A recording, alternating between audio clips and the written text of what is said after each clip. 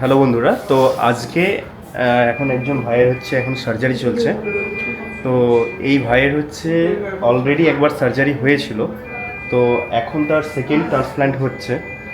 তো ভাইয়ের এক্সপিরিয়েন্স, কেন সে সেকেন্ড ট্রান্সপ্ল্যান্ট করাচ্ছে, কী ব্যাপার, এবং সে এখানেই কেন সেকেন্ড ট্রান্সপ্ল্যান্ট করাচ্ছে এবং তার এক্সপিরিয়েন্স কী, এবং যারা হেয়ার ট্রান্সপ্ল্যান্ট করাবে তাদের উদ্দেশ্যে ভাই কি বলে, আর সেই ব্যাপারগুলোতে মানে আপনাদেরকে যাতে করে একটা ভালো মানে কী বলবো নলেজ পান ট্রান্সপ্ল্যান্ট করানোর আগে। যারা ভাবছেন যে আমাদেরকে কী কী বিষয়গুলো একটু অ্যাভয়েড করলে ভালো হয়, তো তাদের জন্য এই ভিডিওটা। তো ভাইয়ের সাথে হচ্ছে পরিচয় করিয়ে দিচ্ছি। তার এই মুহূর্তে ট্রান্সপ্ল্যান্ট করা মানে ট্রান্সপ্ল্যান্ট চলছে। হ্যালো, তো এই ভাইয়ের এখন সার্জারি চলছে। ভাই, তোমার নামটা একটু বলো। আমার নাম রঘুনাথ স্যার। ভাইয়ের বয়স কত? আমার 29 বছর বয়স। আচ্ছা, তো ভাই তোমার তুমি যখন গল্প বলছিলে যে তোমার ট্রান্সপ্ল্যান্টের জার্নিটা, প্রথম যখন ট্রান্সপ্ল্যান্ট করিয়েছিলে তখন মানে কি প্রবলেমটা হয়েছিল যার কারণে দ্বিতীয়বার সার্জারি করাতে হচ্ছে, এই বিষয়টা যদি একটু বলো। হ্যাঁ, প্রথমবার আমি কনসাল্ট করেছিলাম, তো ওনারা বললেন যে পুরোটাই করে দেবো। হ্যাঁ। পরে যখন যাই বলে donor area, less donor area. আমার দুটোই ইউজ করেছিল, পেছনের ডোনার এরিয়া এবং বিয়ার্ড, কিন্তু পুরোটা কভার করেনি। এবং পরে দেখা যায় যে 3000 গ্রাফটেও রেজাল্ট ভালো আসেনি। আচ্ছা। আর পুরোটা কভারও করেনি। পরে আমার রাউন্ড এরিয়াতে পর চুল পড়তে থাকে। লাস্ট 1 বছরে পুরোটাই খালি হয়ে যায়, তার জন্য আমাকে ডিসিশন নিতে হয় যে সেকেন্ড ট্রান্সপ্ল্যান্ট করাতে হবে। একদম। তো এখান থেকে মোটামুটি মাথার পিছন দিক থেকে দাড়ি মিলিয়ে মানে 3000 হয়নি? না, ওটা বলেছিল 3000, হয়তো হয়নি মানে অ্যাকচুয়ালি আচ্ছা আচ্ছা, মানে 3000 মতো একটা গ্রাফটের ট্রান্সপ্ল্যান্ট হয়েছিল। হ্যাঁ। আর যার কারণে হচ্ছে ভেবেছিলে যে ভালো একটা রেজাল্ট আসবে, বাট মাঝখানে যে প্রবলেমটা হলো, যখন 1 বছর, তোমার 1 বছর হয়ে গেছে ট্রান্সপ্ল্যান্ট? 8 মাস। 8 মাস। তো 8 মাসে মোটামুটি রেজাল্ট এখনও আসেনি, তাই তো? হ্যাঁ, মানে ওই আসার মতনই, আবার মানে ইন্টারমিডিয়েট লেভেলের রেজাল্ট এসেছিল। আচ্ছা আচ্ছা, যাই হোক। তো এখন সেই ক্লিনিকে যোগাযোগ করেছিলে? হ্যাঁ, ওনারা বলছেন যে 1 বছর পর্যন্ত সময় লাগে, কিন্তু মানে আমার তো সেরকম কিছু মনেই হলো না। আচ্ছা।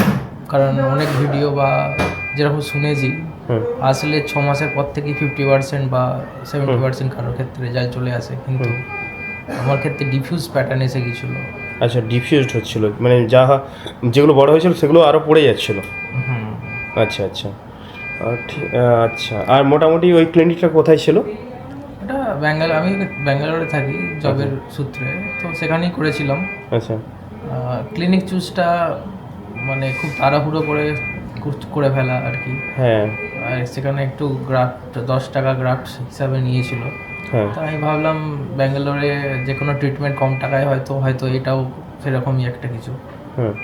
তো পরে বুঝতে পারলাম করে ওটা ক্ষতিই হয়েছে। হ্যাঁ, এখন যখন মানে তোমার গ্রাফট মানে এক্সট্রাকশন করতে যাচ্ছে, তখন গিয়ে দেখছে তোমার ম্যাক্সিমাম গ্রাফটি মানে আর এক্সট্রাক্ট করা যাচ্ছে না, মানে যেটা তার করার তারা সব এক্সট্রাক্ট করে নিয়েছে। হ্যাঁ, একদম। এখন মোটামুটি তার মধ্যে থেকেই নিয়ে প্ল্যানিং করে তাকে ডিস্ট্রিবিউট করতে হচ্ছে, তাই তো? সেই এরিয়াটা কভার করতে হচ্ছে। তো ইনিশিয়াল লেভেলে দেখো রেজাল্ট যেটা আসে 1 বছরের মধ্যে আসে, এটা ঠিক কথা, এটা ভুল নয়। কিন্তু কি হয় অনেক ক্ষেত্রে, মানে তুমি তোমার রেজাল্টের যে কন্ডিশন সেটা দেখতে পাবে। যেমন তোমার ফ্রন্টাল এরিয়ার রেজাল্টটা ভালো এসেছিলো, বাট ক্রাউন এরিয়ার রেজাল্টগুলো আসেনি, তাই না? তো এই ক্রাউন এরিয়ার রেজাল্টটা দেরিতে আসে এমনিতে, কিন্তু মিড পোর্শনের যে রেজাল্টটা থাকে, মিড পোর্শনের রেজাল্টটা চলে আসে, সেটাও তোমার আসেনি। তো যাই হোক, মোটামুটি আরেকটা কথা হচ্ছে যে তুমি যখন ওখান থেকে দেখলে এবং এখানে এসে যখন তুমি মানে কনসালটেশন নিলে, দুটোর মধ্যে ডিফারেন্স কী দেখলে? কনসালটেশন ওটা ভিডিও থ্রু হয়েছিল। আচ্ছা। অনলাইন স্যার ম্যাডাম সাথে যোগাযোগ করিয়ে দিয়েছিলেন। আচ্ছা। তো ওনারা বলেছিলেন একটা এস্টিমেট 3000 গ্রাফট লাগবে। হ্যাঁ হ্যাঁ। ডিফিউজ প্যাটার্ন, আর মানে ওনারা বলেছিলেন আমরা তো এটা ভিডিও কলের মাধ্যমে দেখছি, এক্স্যাক্টলি বলতে পারবো না কত গ্রাফট, তবে 3000 একটা এস্টিমেট করে ওটা করা যাবে, পুরোটা কভার করে দেওয়া যতটা সম্ভব অ্যাটমোস্ট, এটাই।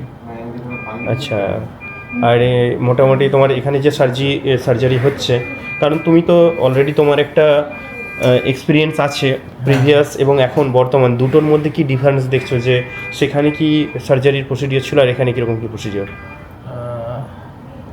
এটা বলতে চাইছি মানে পেন ওখানে আমার খুব বেশি ফিল হয়েছিল, কেন জানি না, হয়তো প্রথমবার বলে বা ওনারা তাড়াহুড়ো করে দিচ্ছিলেন বলে, দুটো জিনিসের মধ্যে হতে পারে কোনো একটা কিছু। ওখানে খুব পেন বেশি হয়েছিল, এনাদের স্যারদেরকে আমি বললাম আস্তে আস্তে ভালোভাবে দিতে, তো সেরকম পেন কিছুই হয়নি, পেন অতটা ফিল পেনলেস, একদমই পেনলেস। হ্যাঁ আচ্ছা, আর এখানে যখন স্যাররা তোমাকে দেখলো, দেখার পর তোমাকে হচ্ছে কি বললেন যে কিভাবে কি হেয়ারলাইন ডিজাইন হলে ভালো হবে বা কি ব্যাপার? না হেয়ারলাইন ডিজাইন তো মানে তোমার তো হেয়ার লাইন আছে অলরেডি, জাস্ট মানে তোমার পিছনের দিকটা ম্যাক্সিমাম যতটা গ্রাফ এক্সট্রাক্ট করে করা যায় হ্যাঁ, কারণ ক্রাউন এরিয়াটা পুরোটাই ফাঁকা হয়ে গেছে একদম। তো অ্যাকচুয়ালি ক্রাউন এরিয়ার রেজাল্ট আসতে একটু দেরি হয়, হলেও কিছু থাকে যে মেডিকেশন এবং তার যে প্রপার ম্যানেজমেন্ট, তার মানে পোস্ট কেয়ারটা খুব ইম্পর্টেন্ট। পোস্ট কেয়ারে তাদের সাপোর্ট কীরকম কী ছিল? পোস্ট কেয়ার ওখানে মাল্টিভিটামিন শুধু দিয়েছিল। আচ্ছা, জিএফসি, পিআরপি বা এই ধরনের কিছু? হ্যাঁ পিআরপি দিয়েছিল। কটা দিয়েছিল ওরা? 5টা পিআরপি দিয়েছিল। আচ্ছা 5টা পিআরপি আর মাল্টিভিটামিন ব্যাস, আর যেরকম শ্যাম্পু, বেবি শ্যাম্পু। আচ্ছা, যাই হোক, তো ঠিক আছে, মোটামুটি তুমি তোমার সেখানে পোস্ট কেয়ার একটা পেয়েছো। পাওয়ার পরে তোমার যে এই যখন 6-7 মাস বা 8 মাস হলো, এর মধ্যে তারা ট্র্যাক করতো যে কি না, আর ট্র্যাক করেনি? না, কারণ ওখানে পেশেন্টের খুব চাপ থাকে, দিনে 20টা করে সার্জারি হয় বাবা, আর ওরা ফোকাস করে নাম্বার অফ পেশেন্ট, যাতে ওই জন্য রেটটা অনেকটা কম, আর নাম্বার অফ পেশেন্টকে টার্গেট করে, মানে ওরা কোয়ালিটিতে বিশ্বাস না, কোয়ান্টিটিতে বিশ্বাস। হ্যাঁ, যখনই নাম্বার ফেমাস হওয়ার জন্য একদম নাম্বার অফ পেশেন্টকে যখনই টার্গেট করবে, তখন যে সার্জারির কোয়ালিটিটা অতটা থাকে না। এটা একদম পারফেক্ট কথা, কারণ তোমার যে প্রত্যেকটা স্লিট ওপেন হচ্ছে, সেগুলো প্রত্যেকটা কাট কিন্তু প্রিসিশন কাট হওয়া দরকার আছে। কারণ প্রিসিশন কাট না হলে কি হবে, প্রপার ডেপথ অফ কাট না হলে কি হবে, ওই গ্র্যাপটা প্রপার ইমপ্ল্যান্ট হবে না এবং পরবর্তী ক্ষেত্রে ওই গ্র্যাপটাই পড়ে যাবে। হয়তো রেজাল্ট আসবে ইনিশিয়াল লেভেলে, পরে গিয়ে রেজাল্টটা মানে ডাউন হবে অনেকটাই। ঠিক আছে, তো যাই হোক, তোমার এক্সপিরিয়েন্স তুমি শেয়ার করছো, এই যে তোমার পার্সোনাল ইনসাইটগুলো তুমি শেয়ার করছো, এতে করে কি হবে, যারা মানে এই নিয়ে ভয় পাচ্ছে বা কি করব না করব, ঠিক আছে, তাদের ক্ষেত্রে এটা অনেক বড় বেনিফিশিয়াল বা অনেক হেল্পফুল হবে। একটা জিনিস বুঝেছি, বলো, যে এইসব জিনিস সূক্ষ্ম জিনিস, প্রেসিশন যেরকম বলছেন, তো একটু টাকা খরচ হোক, ভালো ক্লিনিক চুজ করে করাটাই ভালো। হ্যাঁ, একদমই তাই। কারণ এইটার সাথে আমি তোমার এগ্রি করব যে টাকা থেকে বড় কথা হচ্ছে তোমার হেলথ এবং তোমার ফিউচার, ভবিষ্যৎ। হ্যাঁ, আর লিমিটেড ডোনার এরিয়া, একদম এইটা পারফেক্ট ওয়ার্ড, মানে পারফেক্ট কথা, যে লিমিটেড ডোনার এরিয়া। তো লিমিটেড ডোনার এরিয়া হওয়ার কারণে যদি একবার হচ্ছে ডোনার এরিয়া ওয়েস্ট হয়ে যায়, তখন কিন্তু আর দ্বিতীয়বার অপশন থাকে না সেই জায়গাটাকে রিকভার করার। তাই ভেবে চিন্তে ডিসিশনটা নেওয়া উচিত, তাই না? যেটা তুমি এখন করাবে ভাবছে, তো সমস্ত কিছু ভেবে চিন্তে রিসার্চ করে করাটাই ভালো। হ্যাঁ, রেটিং থেকে শুরু করে আরও প্রিভিয়াস পেশেন্টদের এক্সপিরিয়েন্স, হ্যাঁ, এবং তাদের সাপোর্ট কীরকম, এই বিষয়গুলো দেখা, এবং তাদের অ্যাকাউন্টেবিলিটিও দেখা, যে তারা একটা পেশেন্টের যদি, কারণ এমনটাও নয় যে প্রত্যেকটা মানে ট্রান্সপ্ল্যান্ট সাকসেসফুল হবেই 100%, কারো বডি কন্ডিশন ডিফারেন্ট থাকতে পারে, কিন্তু সেক্ষেত্রে সেই ক্লিনিকের অ্যাকাউন্টেবিলিটি কী আছে দেখতে হবে। তারা সেই পেশেন্টকে ছেড়ে দিল না, তাকে আবার তার যা করণীয়, ট্র্যাক করছে, যা করণীয় করার আছে সেগুলো করছে কিনা।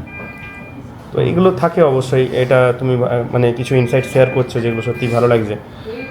আর তারপরে আরেকটা কথা, এই যে এতক্ষণ সার্জারি তোমার হলো, সকাল থেকে তো শুরু হয়েছে, তো সেক্ষেত্রে তোমার এক্সপিরিয়েন্সটা কি, এখানে যারা মানে তোমার সার্জারির সাথে যারা সরাসরি যুক্ত আছে, তাদের প্রফেশনালিজম নিয়ে তুমি কি বলবে? সবাই হেল্পফুল, আর প্রতি মুহূর্তে জিজ্ঞাসা করছেন কোনো প্রবলেম হচ্ছে কিনা, ব্যথা হচ্ছে কিনা, সেরকম হিসাবে স্টেপ নিয়ে বাইরে যাওয়ার হলে অ্যালাউ করছেন রেস্ট কিছুক্ষণ নিয়ে আবার শুরু করা। তো এইসব, আর মানে এখানে যে প্রসেসটা হচ্ছে, মানে তাড়াহুড়োতে হচ্ছে না, খুব স্লোভাবে ধীরে ধীরে অ্যাটেনশন দিয়ে, তাই না? একদম। হ্যাঁ, এই জিনিসটা তো আরেকটা বিষয় হচ্ছে তোমার মোটামুটি ধরো এই যে ট্রান্সপ্ল্যান্টটা হচ্ছে, ঠিক আছে, আমি বলবো কি তোমার জন্য বেস্ট উইশেস রইলো আমার তরফ থেকে। আর এর আগেও তোমার সাথে আমার রীতিমতো কথা হয়েছে, হ্যাঁ হ্যাঁ, যখন যা আমি অ্যাকচুয়ালি এটা জানতে পেরেছি, মিথ্যা কথা বলে তো লাভ নেই, আপনার ভিডিও থেকেই জানতে পেরেছি। থ্যাংক ইউ ভাই। আর সব থেকে বড়ো কথা কি হচ্ছে তোমাদের ভালোবাসা, তোমরা এই ইনসাইটগুলো শেয়ার করছো বলেই মানুষ আর জানতে পারছে, তাই না? আজকে ধরো তুমি কারোর না কারো ভিডিও দেখেছো, আমার থ্রুই দেখেছো হয়তো, বাট সেটা কেউ না কেউ তার ইনসাইটটা দিয়েছিল। আজকে তুমি ইনসাইট দিচ্ছ, তোমার থ্রুই কেউ না কেউ সেই উপকারটা পাবে যেটা আজকে তুমি পেয়েছো, হ্যাঁ একদম তাই না? তো এটা one kind of chain reaction হচ্ছে যে তোমার মানে তুমি যদি কারোর ভালো চাও তোমার অবশ্যই ভালো হবে। তো সেই রকমই আর কি, তুমি হচ্ছে কারজন মানে তুমি মানে কেউ হয়তো এই ইনসাইটগুলো শেয়ার করেছে, মানে যাই হোক আমার ভিডিওই হোক বা অন্য কোথাও হোক, হ্যাঁ সেটাই আর কি। তো যাই হোক, আর যারা দেখছে তাদের উদ্দেশ্যে কি বলবে ভাই? তাদের উদ্দেশ্যে এটাই বলবো, ডিসিশান কোনো কিছু নেওয়ার আগে একটু রিসার্চ, আর যারা করিয়েছেন প্রিভিয়াস পেশেন্ট তাদের থেকে এক্সপিরিয়েন্স গেইন করা, আর এটাই, কিছু না, আর কিছু প্রিকশন, হ্যাঁ, আর কিছু প্রিকশন গাইডলাইনগুলো ফলো করা। আর সবথেকে বড় কথা, আপনি যে ক্লিনিক থেকেই করাচ্ছেন না কেন, সেই ক্লিনিকের প্রত্যেকটা মানে যে তাদের গাইডলাইন আছে সেগুলো ফলো করা, সেগুলোর বাইরে না যাওয়াটাই উচিত। তারা যেগুলো যেভাবে ইনস্ট্রাকশন দেবে সেই ইনস্ট্রাকশনগুলো ফলো করতে হবে। হ্যাঁ, তবে এটাই, কোনো সাইড এফেক্ট বা ভয়ের কিছুই নেই, আর এমন কিছু পেনফুল বা আমার এই হয়ে যাবে ওই যে একটা ভয় ভীতি, এগুলো অনায়াসে আপনি করাতে পারেন। একদম থ্যাংক ইউ ভাই এই এত মূল্যবান কথাগুলো বলার জন্য। অ্যাকচুয়ালি এটা তোমার নিজস্ব এক্সপিরিয়েন্স, কারণ তুমি নিজে একটা জার্নি কাটিয়ে উঠেছো এবং আবার একটা নতুন জার্নি শুরু করছো। আশা করি এই জার্নিতে তুমি আরও মানে অনেক ভালো সফলতা পাবে। আমার তরফ থেকে অনেক উইশেস থাকলো তোমার জন্য, যাতে করে তুমি আরও ভালো রেজাল্ট পাও এবং তুমি মানুষকে আরও বেশি মোটিভেট করতে পারো। যাই হোক, কোথাও গিয়ে এখন নিজে সেই কনফিডেন্সটা ল্যাক করছো, কিন্তু আজকের দিনে এসে তুমি যে সার্জারিটা করাচ্ছ এর থেকে তোমার এই লেভেলের কনফিডেন্স মানে গ্রো করবে আশা করি আগামী দিনে। তাতে করে কেউ কখনো মানে এই প্রবলেমগুলো ফেস করলে তোমাকে কেউ জিজ্ঞেস করলে তুমি নির্দ্বিধায় তাকে সাহায্য করতে পারবে, তাই না? ঠিক আছে ভাই, বেস্ট উইশেস রইলো। Thank you so much. Okay, take care ভাই।